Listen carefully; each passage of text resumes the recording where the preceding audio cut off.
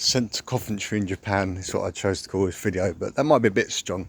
What I mean is, you may get this thing, this is newbies or people who've been only a short while in Japan if you're staying some time.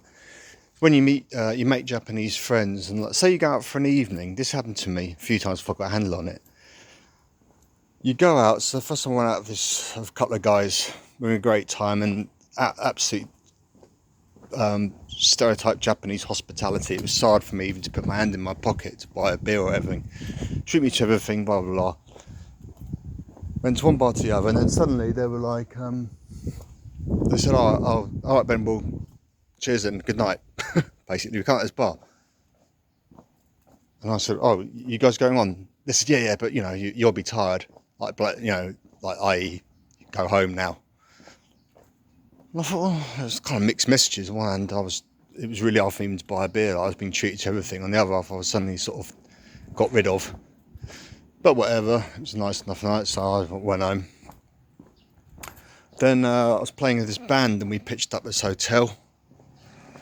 And we went to this place to get our gear, and they were just a bit sort of subdued and not really talking to me, or you know, looking at me really. And the van was already loaded up, so we went to this hotel we were playing, and they wouldn't let me unload. It was like they were doing all the work, and then they sat this big, you know, room. It was like a sort of drinks occasion bash, but big hired, you know, venue in a hotel.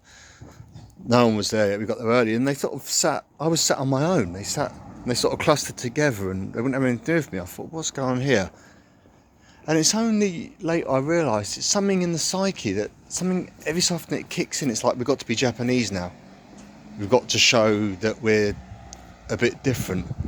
And you say this, and people say, oh yeah, you know, they always say, oh, that sounds paranoid or something. It's not, and it's not actually a criticism. I think it's so imbued. The Japanese are always, subtly or not so subtly, but they are led to believe they're a bit different from everyone else. That's why they have that blanket word, gaijin. I mean, I suppose we could say foreigners, but in England we tend to sort of, you know, we wouldn't say, you know, we might differentiate between someone who's, I don't know, Indian and German or something, you know, whatever. But they've got that blanket word like gaijin, or the sort of cruder form gaijin. And every so often, so I know I'm well used to it, and I just sort of don't even take it on board really. But every so often, you've just got to let it blow off, and they'll come back round again. It goes round in a circle, and the next thing you know, you could be the best thing since sliced bread, and they're all over you. This tends to happen as well with people with Japanese who aren't so cosmopolitan, as it were.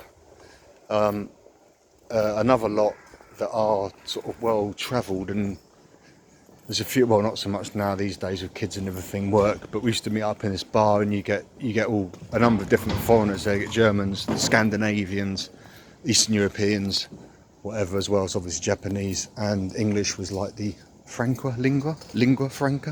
I don't know which way around it is. Anyway, it was a language that was spoken, the one language.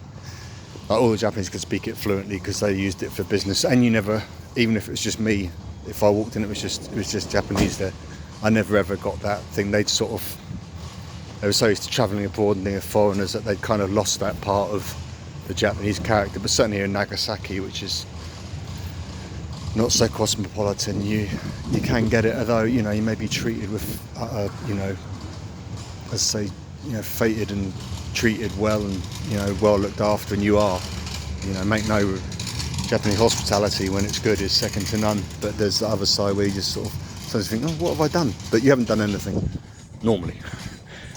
So I think, you know, if the Japanese laugh and smile a lot, it can commonly mean they're uneasy. Not all the time, but that's one for another video. That's something some foreigners cannot get. That's a dead giveaway. But yes, it's just if you feel that you've been sent to Coventry, or you'll sort of feel frozen out a bit, it's maybe even probably not for something you've done, especially if you're in a sort of more not such a cosmopolitan part of Japan. Alright, cheers then.